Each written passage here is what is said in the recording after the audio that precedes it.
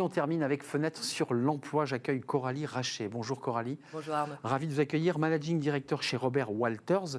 Et vous avez sous le bras une étude, ou en tout cas une analyse que porte Robert Walters sur ces managers par accident. Alors je mets manager ou manageuse par accident. Merci. Comment vous avez découvert, ce concept? On parle de boring, on parle de mots qui apparaissent. Comment est arrivé ce concept ou cette situation de vie? Alors, comment est arrivé? D'abord, c'est un phénomène qui a été décrypté par les Anglais. Ils ont appelé ça l'accidental manager. Ça a été lancé par le CMI. On fait partie d'un groupe international, donc une enquête qui a été faite au niveau international. On l'a repris sur la France, sur un panel de 600 cadres, pour voir ce phénomène. Le phénomène, ça correspond à des choses qu'on a tous vécues, mais qui correspondent à des promotions de leaders, de managers, sans tellement de préparation, d'accompagnement, de formation, ou parfois même pas d'augmentation de salaire. Voilà, vous avez dû voir des chiffres. 57% de notre panel répondent qu'ils ont eu ce sentiment de ne pas être soutenus. Plus de la moitié qu'ils ont eu l'impression d'avoir une promotion sous le manteau de manière très discrète. Et 25% d'entre eux n'ont pas été augmentés dans le cadre de promotion. Et 35 n'ont pas reçu de formation. Et 35, pas de formation. Ce que vous dites là en creux quand même, vous qui vous intéressez à tous ces sujets de recrutement, ça veut dire que parfois on choisit le manager un peu par défaut, on bouche le trou. Comment on explique qu'on n'accompagne pas le manager et qu'on ne l'arme pas pour qu'il ait toute la confiance lorsqu'il prend son poste? Parce que c'est ça qui va se poser. Il n'aura pas confiance en lui. Oui, il peut y avoir un risque et c'est pour ça qu'on pousse. En plus, le contexte est particulièrement challenging pour nos managers. On parle de transformation, on parle de cycles qui s'accélèrent, de managers qui doivent s'adapter sur du télétravail, sur des nouvelles générations qui cohabitent.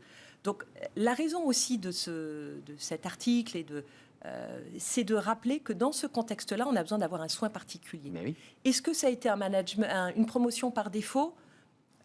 Oui et non. Ce qu'on a constaté, en tout cas, c'est que c'est probablement souvent des sujets de mobilité interne, plus que recrutement externe. C'est ça. Et que dans le cadre de mobilité interne, il est peut-être aussi intéressant de sonder d'un petit peu plus près les appétences des candidats, de se dire qu'on est en capacité de créer des filières alternatives. Il y a beaucoup de groupes dans le monde du conseil qui... donc on a ça en recrutement externe et en interne, de se dire on peut évoluer et peut-être pas que nécessairement sur un rôle de manager. Pour éviter des déconvenus.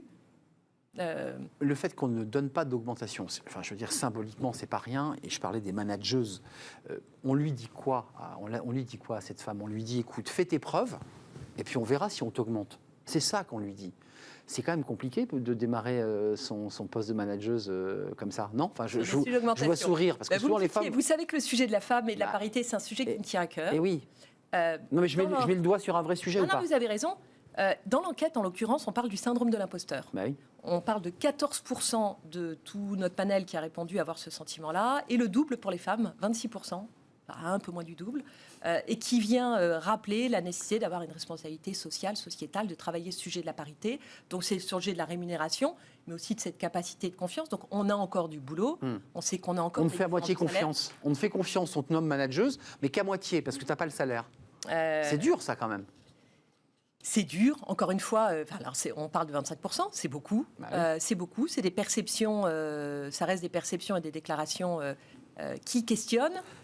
Après, il y a d'autres manières de faire d'autres packages que l'augmentation, de les accompagner. Ce sur quoi on insiste beaucoup, nous, dans cette enquête, c'est sur les besoins de formation, d'accompagnement, qui ne sont pas nécessairement qu'un investissement lourd financier, ça peut être du mentoring, il y a plein de techniques. Et puis tout le sujet de la valorisation et de la communication. Vous avez raison, ça peut être un accompagnement de coaching au départ pour mettre en selle et puis ensuite libérer le manager. Dans votre étude, quand même, les managers disent qu'ils n'ont pas demandé de formation et s'ils n'ont pas demandé, c'est que 55% d'entre eux déplorent un manque de temps. C'est-à-dire que très vite, ils sont mis dans la marmite brûlante. C'est le principe des promotions, c'est le principe d'une forme de surcharge, de prise en compte. Après, charge et aux managers de mettre ça en forme de priorité, de continuer à le demander. Vous avez quand même 7 personnes sur 10 qui demandent une formation en management. Et comme vous le rappeliez, 35% qui disent ne jamais avoir été formés sur les pratiques de management. C'est passionnant ce sujet, parce que c'est un peu une zone grise qui n'est jamais véritablement adressée et que vous adressez à travers cette étude. Alors elle était mondiale. Et elle était mondiale, on l'a mis en France. Et j'avais à cœur de faire cette étude aussi parce que j'ai un phénomène qui me plaît moyennement, qui a été renforcé par les réseaux sociaux, qui vient décrier la place des managers sur lequel C'est on vrai. a une espèce de bashing C'est clairement. et de déresponsabilisation d'un certain nombre de collaborateurs. Et j'ai à cœur de dire, ils ont un rôle hyper stratégique, mais chacun doit... Venez nous en reparler, Coralie, dans un débat justement autour de ce bashing des managers, parce que c'est un des thèmes qu'on envisage de ça sera traiter. avec grand plaisir, Arnaud, je prends l'invitation. Avec plaisir, et c'est noté, et c'est même enregistré. Managing Director chez Robert Walters, avec cette étude française. Merci à vous, merci à vous, merci à toute l'équipe, Théo à la réalisation, Saïd au son, et merci à Nicolas Juchat. Évidemment, merci à vous pour vos messages, et je vous dis à très bientôt. Bye bye.